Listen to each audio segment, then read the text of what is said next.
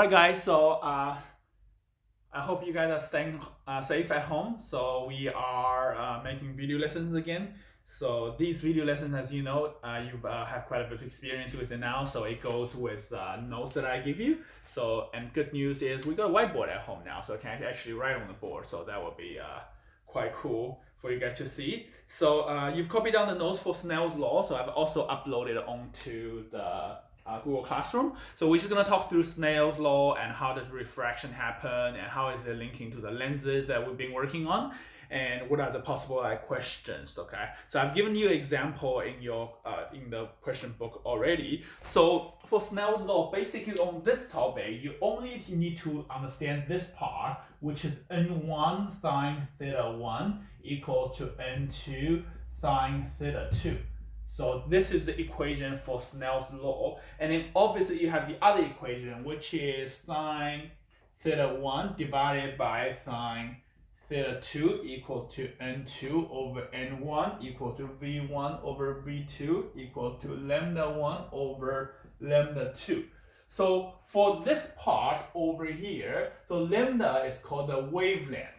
Okay, so this is the ratio of the wavelength, and this is the ratio of the speed, which is inversely proportional to the refractive index and then proportional to the angles, sine angle as well. So this part, we haven't learned it yet, because normally when we teach, we actually teach the topic of wave property first. That's when we need to use these quantities over here. But for now, we're going to ignore that. We're just going to come back and have a look at the diagram and the angle and how that works, okay? So, and later we're going to talk a bit more about this. So if you see the questions over here, like the one I gave you was talking about the speed. So basically you just put this into the equation and rearrange it to get the answer. They're the same kind of thing. And the equation will be given to you, okay? So, but for now, we're going to mainly focus on the angles and how that changes, okay? So we got refractive index. So let's have this example. I'm going to give you an example. We're going to work together. So, well, let's say we got an air over here and we have a water over here, okay? So I'm going to give you the air refractive index. An air is going to equal to 1.00. And then that is all, air is always going to be 1.00, okay? And then with water over here, so then the question will tell you the water's refractive index is going to equal to 1.33, okay? And then they say, well, we're going to be shining a light over here with the angle, okay? And then we're going to see what happened to this light. Say this. Now, I'm going to draw, the light is a real light ray shining at an angle of this, with a 30-degree over here. Okay, with a 30-degree over here.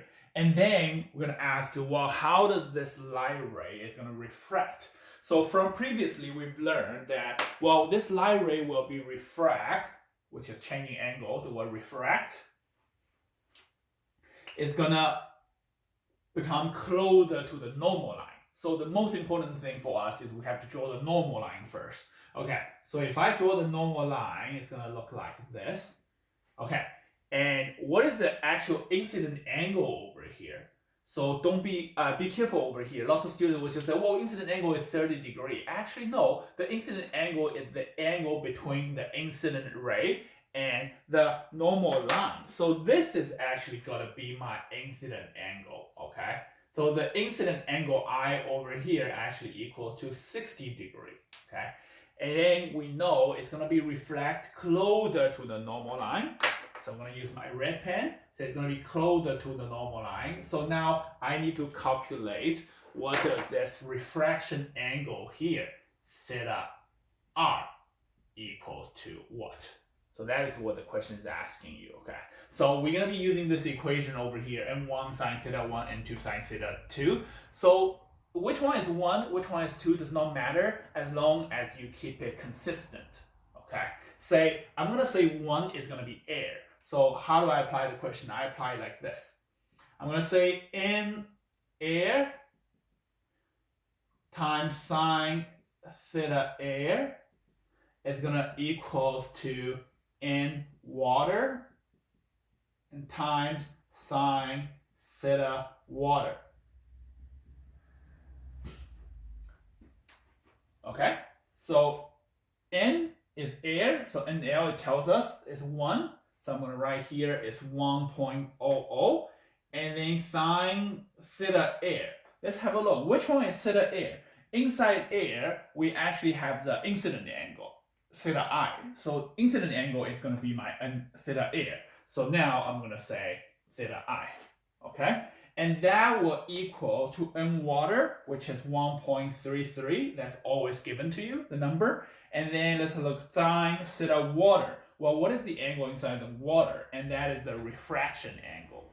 Remember, we always got the normal line over there, okay? So it's going to be sine theta r, refraction angle. Okay, and then I keep putting the number in. I know this one is 60 degree now, so it's going to be 1.00 sine 60 degree, and then equal to 1.33 sine theta r. Okay, and now I'm going to use my calculator.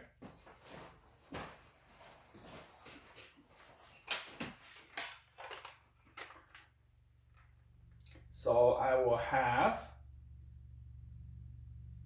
sine 60 degree. That will give me, and times 1, that is 0.866 equal to 1.33 sine theta r. And then now I want to know sine theta r or theta, so I'll get rid of this to this side. So sine theta r gonna equal to 0.866 divided by 1.33. Okay, put that in my calculator. Divided by 1.33. That will give me 0.651. Okay, and then once I got this, I have one last step to get the angle. So how do I figure this out? I know sine theta r equal to this now. So the theta r is going to equal to sine -1, 0.651. Okay, you can put this thing in the calculator. In your calculator, you have this function called sine -1. So normally you will need to use shift. So shift sine, so you get sine -1, and then put the number in there, 0.651. Bang. And then it will give me 60.6 degree. Okay, so that means when you have a 60 degree coming over here, and then it's going to refract closer to the normal line, which will give you a 40.6 degree. Okay, all right, so this is how we do this kind of question. So through using this equation, and I can calculate any angles, any angle come in, and I'll be able to calculate it, okay? So sometimes you might be questioning, you're like, well, how do we know the refractive index of something, right? How do I know this water is 1.33? So what you do is you could go backwards. Say if I give you this situation, say if I draw this over here, so you can carry out an experiment to decide what is the angle change is going to be. Say this. So if you have, say, a light ray coming over here, I'm still going to give it a 60 degree. That's your normal line. The incident angle is equal to 60 degree. And I know I'm shining through air. So you got an air, which equals to 1.00. Okay? And then you did the experiment. And you can actually measure how big this angle will be. Let's say this angle now has become 30 degree. And through this angle, now you can actually calculate the refractive index of this. Let's say this is actually going to be a plastic. Okay, and plastic, there are different types of plastic, so it's not certain they're always equal to 1.5. So depending on the quality of the plastic, you can design a plastic that bends light more or bend light less depending on what you have. So over here, now let's calculate this one. How do I calculate this in plastic? So if you want to have a try, pause the video and have a try yourself, see if you can do it. Okay, and then I'll show you guys how to do it here. Okay, so we're gonna have N air sine theta air is going to equal to N plastic sine theta plastic. Okay, and then put the number in. Okay, over here it's 1.00 times sine 60 degree, that's going to equal to n plastic sine 30 degree. Okay, and then put this in my calculator again.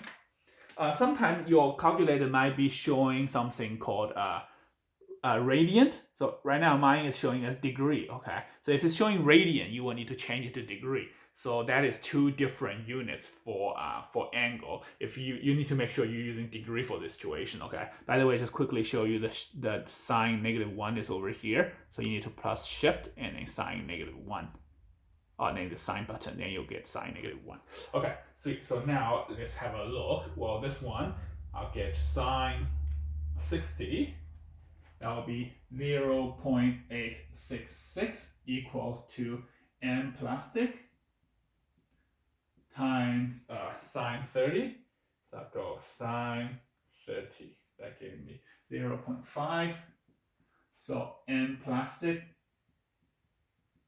equal to 0.860 divided by 0.5. 0.86 divided by 0.5. Okay, 1.72. And that is going to be the refractive index of this plastic over here. And again, what is a refractive index? It is the property of a material and shows like how much it can bend the light, or how the optical density, how it can slow down the light wave inside something. Okay, so inside this material. Okay. So this is how we do this type of question. So now next part, what I want to show you guys is, well, how does it reflect to in terms of refraction, what we've done, okay? So why does refraction happen? Say we're going to take this away. So you might want to write this down into your notes. Let's have a look of a convex lens, okay? If you still remember the shape of the convex lens. All right, so for the convex lens, it looks like this.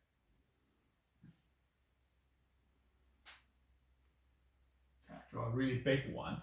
And we've learned that for a convex lens, parallel light ray is going to be focused onto the focal point, right? So, but why does it go through the focal point? Why does it come? It's actually due to refraction, okay? All right, let's say this. If I have a parallel light coming over here, right?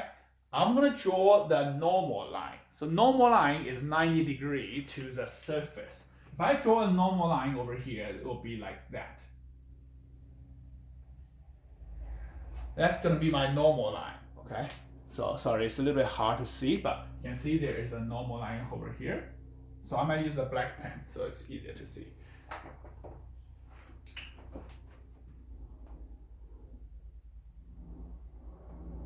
So this is going to be the normal line. Okay, and then this obviously we're going to have an incident angle. So now we have a situation where light is going from a dense medium to a light medium.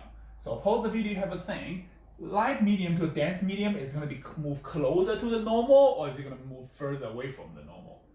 Okay, so the answer for that is it's going to be moving closer to the normal. So if you look closer to the normal, you'll have a smaller angle over here.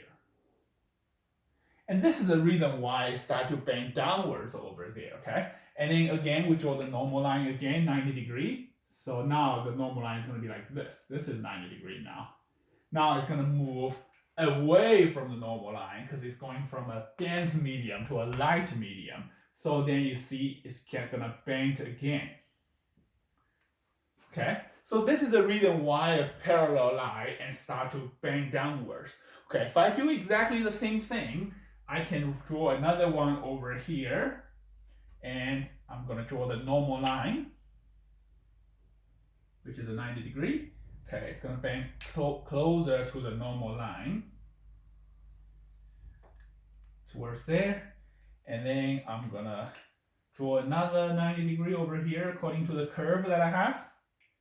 Okay, and it's going to bend away from the normal line. So that's the normal line going to be away. So it's going to bend downwards here. So now you see, through this, we can understand, well, why does parallel line coming and meet at this point? So what is this point? So this is going to be the focal point, and then there will be a principal axis in the middle. Okay? All right, so most of the question, I mean, you don't need to draw this detail, how it's refracting, right? You just need to say, well, parallel line going straight meeting in the middle like we did before. But there was 1 year, like they actually require you to draw this normal line and show how it's bending. And that was an excellent question. And they draw a big diagram, then you have to show this, okay? All right, so, and 1 year there was another question, very difficult. They say this, they say, if we increase the refractive index,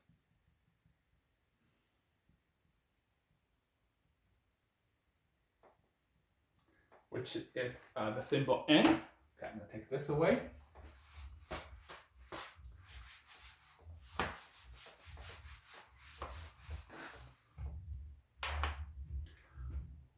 What will happen to the focal length?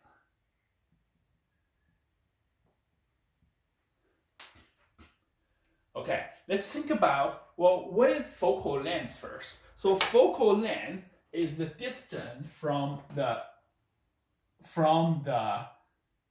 length over here to the F, okay? So not from here, it's actually from the center. So it's gonna be this length. What happens to this little f? If the N, which is the material, become basically higher refractive, higher refractive index is more dense. If it's more dense, it's gonna bend more, okay? All right, so the answer for that is this. The increasing the refractive index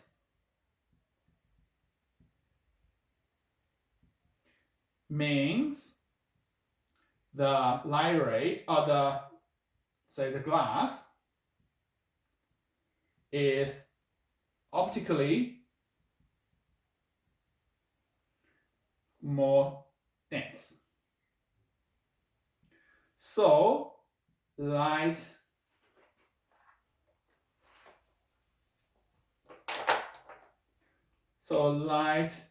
rays will be bent more. So the light ray will be bent more, okay? So this means the light ray will meet closer. If it's bent more, it's going to meet closer. Instead of meeting here, now it's going to meet over here, okay? It's going to meet closer to the lens, okay? And then we also need to say, well, if it's meeting closer to the focal, and so the focal point, which is the point is meeting, okay? So the focal point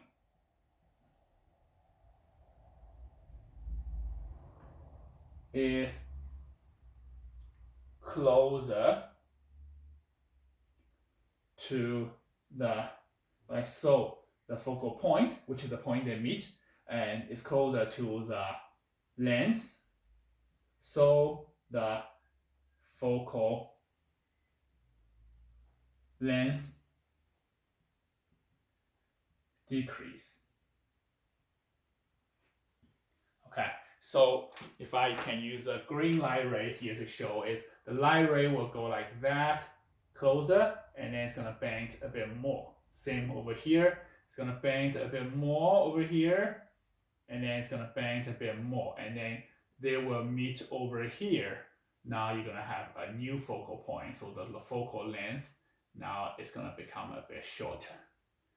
Okay, all right, so that's this question. This is like an excellent question. It doesn't get any harder than this, okay? I mean, for same situation, if I have a concave, say if I have a concave lens, if I draw a really big one and asking, well, why does this shows like light ray is gonna bend away. So if you draw one light ray coming in this direction, and then you can use your ruler. So if you use your ruler and find the 90 degree, so 90 degrees, and that is 90 degrees, so that's my normal line over here.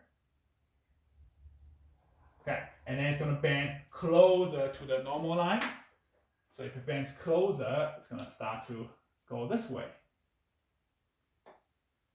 And then again, now you draw another normal line over here. Now it's bending away from the normal line, so bending upwards. So you can see the light ray has been diverged over here. Okay, all right. So let me show you another one. Say this light ray coming here. Well, there is a normal line over here, and then it's going to bend closer to the normal line, so start going downwards. And then another normal line, which is 90 degrees over here, now away from the normal line, start going that way. And then that is the reason why these are going to be diverged, and then the focal point is going to be over here, which will be a virtual focal point. Cool? Okay, so yeah, you can start or pause the video and wind back, go back to the video, but make sure you write this down as well, because this is going to be like the excellence part where it can link what we've learned here to what we've learned about refraction, and this is why it happened. Okay, all right, so that is going to be it for our lesson today, and you guys can work on the questions for refraction at a straight boundary on page 14, okay, as instructed in your notes. So the next lesson, we're going to talk about critical angle and total internal reflection.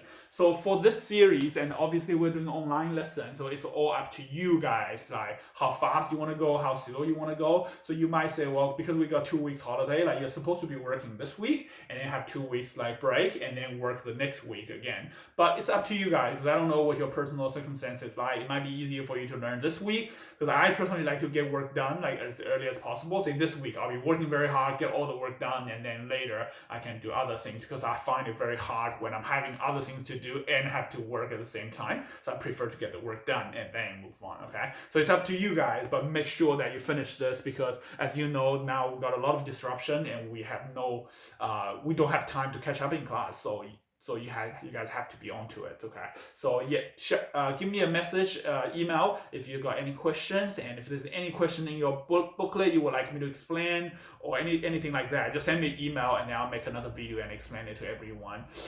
So yeah, and good luck and stay safe. So I'll see you guys in the next video.